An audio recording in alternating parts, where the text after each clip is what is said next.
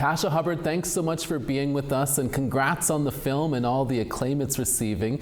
Can you tell us a bit about your new documentary, Singing Back the Buffalo?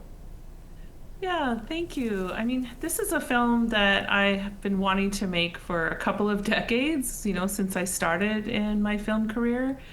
And, I just wanted to wait until it was the right time, until I felt like I was in a place to make a film that was worthy of the buffalo. And I started working with the late Narcissus Blood in 2014, and sadly we lost him the next year. And, so I started again in 2016 and just followed the story as buffalo started coming back in a new wave of buffalo return. And, we just dug in right after the pandemic, and we had our world premiere in February of 2024. Right on, that's good to hear. And the documentary, like you said, was years in the making. Can you tell us why you are so passionate about this documentary and this story?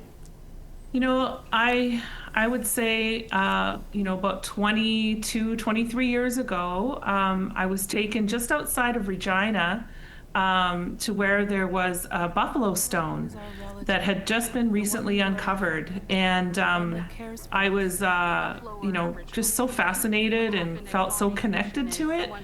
And, ever since then, I've just been really curious about buffalo and curious about our relationship to them, what they teach us, as they're our teachers. And I was just starting to rise in my film career, so the two, really converged. But, I did my academic work in buffalo consciousness and connection, and,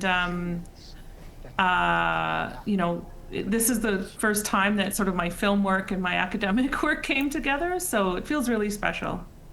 And Tasha, can you talk about the efforts that are underway to bring back the buffalo and how important that is to the people in First Nations and right across this country? I think one of the many things we carry, is the loss that we experienced collectively with the buffalo's near destruction. And yet those ties weren't broken, and our relationship to them wasn't broken. And so when we bring them back, when we bring them into close proximity to us again and renew that relationship, it helps us in so many ways that I think sometimes we don't even understand. But they love us, they want to help us, and we become stronger, when they're close to us. Top way, yes. And finally, Tasha, what do you hope viewers take away from the film, and where can people one day watch it?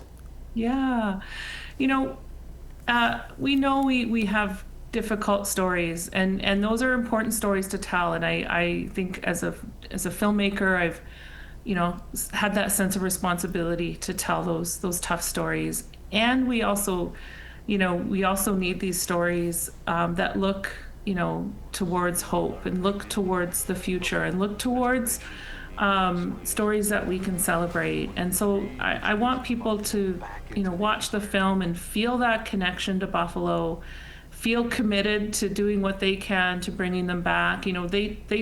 One of the main sentiments in the film is that the buffalo took care of us as Indigenous people for so long, and it's our turn to do the same for them.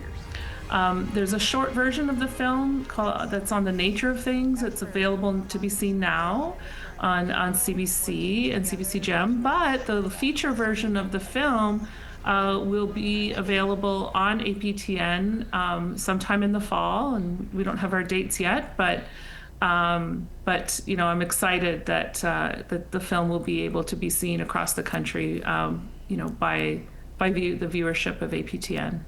No, that's great to hear, and thank you for the APTN plug. Thank you, Tasha. We'll have to leave it there, and congratulations on your new documentary.